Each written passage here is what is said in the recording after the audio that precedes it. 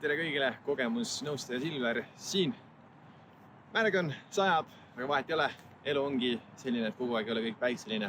Igal juhul täna ma tahan öelda, rääkida nendest asjadest, mis on aidanud mul ärevust maandada.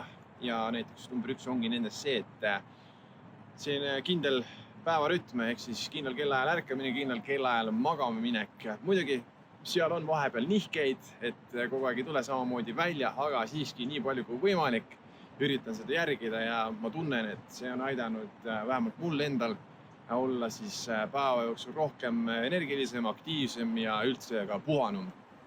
Siis teine asi kindlasti on see, et see füüsiliselt aktiivne olek.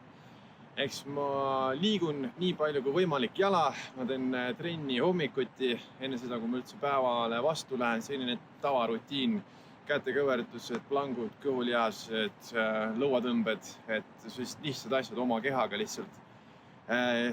Ma kindlasti, mis on mind veel aidanud, on selline väljalülitamine või ümberhäälestumine pigem, et ühest keskkonnast teisse keskkonda minekul, ehk siis näiteks kui ma ärkan üles, siis ma kõigepealt võtan selle esimese tunni või esimese pool tundi endale, et ma ei vaata mitte midagi, ei vaata telefoni, ei vaata arvutit, ei pane isegi telekat käima, midagi sellist, vaid ma üritan ise endaga olla. Siis ongi, teen oma trenni ära, söön ja siis alles lähen sinna sotsiaalmeediasse, sest ma ei taha, et mu esimene mõte oleks pärit kuskilt, ma ei tea, kuskilt uudiste portaalist, et täna näiteks juhtus see halb asi ja siis mu kohe see esimene mõte on mõjutatud. Vaid ma tahan, et minu esimene mõte oleks minu enda oma ja tänu sellele ma ei ole siis kuidagi mõjutatud ja ma saan oma päeva siis alustada just selle tundega, nagu mul hommikul ärgates on.